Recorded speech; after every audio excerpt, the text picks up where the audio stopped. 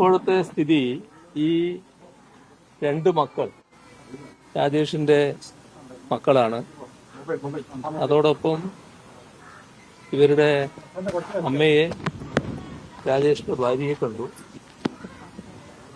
കഴിഞ്ഞ കാലത്ത് ഇപ്പൊ സംഭവിച്ച കാര്യങ്ങൾ, അതിന്റെ ഒരു പരിശോധനയിലേക്കല്ല ഞാനിപ്പോൾ കടക്കുന്നത്. അങ്ങേയറ്റം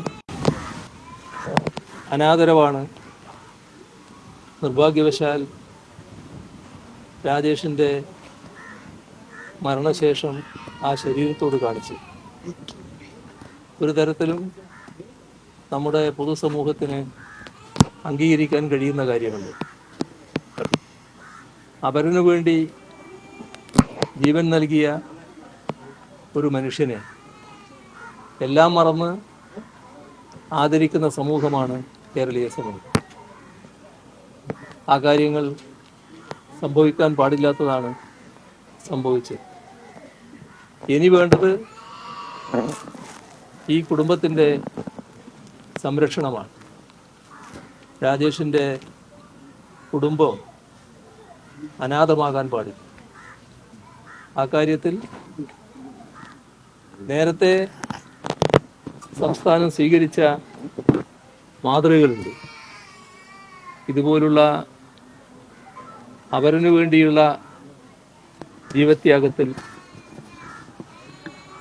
സംസ്ഥാനം സ്വീകരിച്ച മാതൃകകൾ പിന്തുടരാൻ സർക്കാർ തയ്യാറാകണം. അതിനേക്കാളും കൂടുതൽ ചെയ്യാൻ സാധിക്കുമെങ്കിൽ അതും നല്ലതാണ്.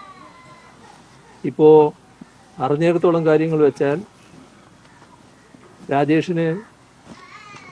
രാജേഷിൻ്റെ ഈ പൊതുപ്രവർത്തനത്തിൻ്റെ ഭാഗമായി എടുക്കേണ്ടി വന്ന കടങ്ങളുണ്ട്. 1-2 ബാങ്കിൽ ആ കടം ഡ്യൂ ആയി കിടക്കുന്നുണ്ട്. അത് തിരിച്ചടക്കുന്നതിനുള്ള സഹായം സർക്കാർ ചെയ്യേണ്ടതാണ്.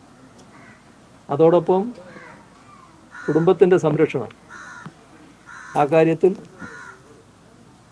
രാജേഷിൻ്റെ ഭാര്യയ്ക്ക് ജോലി നൽകുക എന്നത് ഏറ്റവും പ്രധാനമായ കാര്യമാണ്.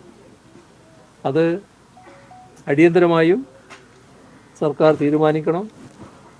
ഇനിയും അത് നീട്ടിക്കൊണ്ടുപോകുന്നത് ശരിയല്ല.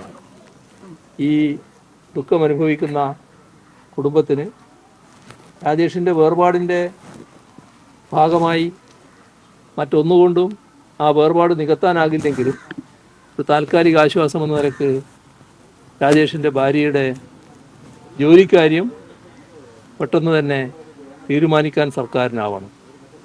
അതോടൊപ്പം ഈ കുട്ടികളുടെ വിദ്യാഭ്യാസം, ആ വിദ്യാഭ്യാസം ശരിയായ രീതിയിൽ നടത്തുന്നതിന് തുടർന്നുള്ള സഹായം ഉറപ്പുവരുത്തണം. അക്കാര്യത്തിൽ ആവശ്യമായ നടപടികൾ സർക്കാരിൻ്റെ ഭാഗത്തുനിന്നുണ്ടാകണം.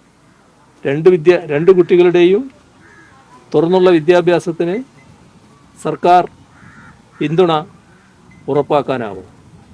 അതോടൊപ്പം ഇപ്പോൾ രാജേഷ് താമസിക്കുന്ന വീട്, നാം എല്ലാവരും ആ വീട് കണ്ടു. അത് കാലോചിതമായി നല്ല വീട് നിർമ്മിക്കുന്നതിനാവശ്യമായ സഹായം സർക്കാരിൻ്റെ ഭാഗത്തുനിന്നുണ്ടാകണം. എന്ത് ചെയ്താലും അതൊന്നും രാജേഷിൻ്റെ കാര്യത്തിൽ അധികമാകില്ല. അത്രയും വിലപ്പെട്ട ഒരു ജീവനാണ് മറ്റുള്ളവർക്ക് വേണ്ടി ഇവിടെ ബലി കൊടുക്കുന്ന അവസ്ഥയുണ്ടായിട്ടുള്ളത്. ഇത് നാം പൂർണ്ണമായി ഉൾക്കൊള്ളണം. അതിൻ്റെ ഗൗരവത്തിനനുസരിച്ച് സർക്കാർ പെട്ടെന്ന് തന്നെ നടപടികൾ നീക്കണം എന്നതാണ് ഈ ഘട്ടത്തിൽ പറഞ്ഞത്. കാര്യം മാത്രമാണ് ഇപ്പോൾ ക്യാബിനറ്റിൽ പറഞ്ഞത്. അപ്പോൾ അത് പ്രതിപക്ഷ നിലയിൽ അങ്ങ് സിഎമ്മിനോടൊരു ആവശ്യം മുന്നോട്ട് വെക്കുമോ? ഈ മറ്റു കാര്യങ്ങൾ ഞാൻ ഈ പരസ്യമായി പറഞ്ഞ കാര്യങ്ങൾ രഹസ്യമായും പിന്നീട് പറയുന്നതിന് എനിക്ക് വിഷമമുണ്ടാവില്ലല്ലോ. ഇപ്പോൾ പരസ്യമായി പറഞ്ഞു. ഇനി വ്യക്തിപരമായി പറയണമെങ്കിൽ ആ പറയുന്ന നിലയിൽ ഞാൻ സ്വീകരിക്കുന്നതാണ്. അതിൽ വേറെ നിലപാട് എനിക്കില്ല. രണ്ടാളും നല്ലോണം പഠിച്ചോളൂ, നല്ലോണം വളർന്നോളൂ. എല്ലാ പിന്തുണയും നിങ്ങൾക്കുണ്ടാവും കേട്ടോ. ശരി ശരി.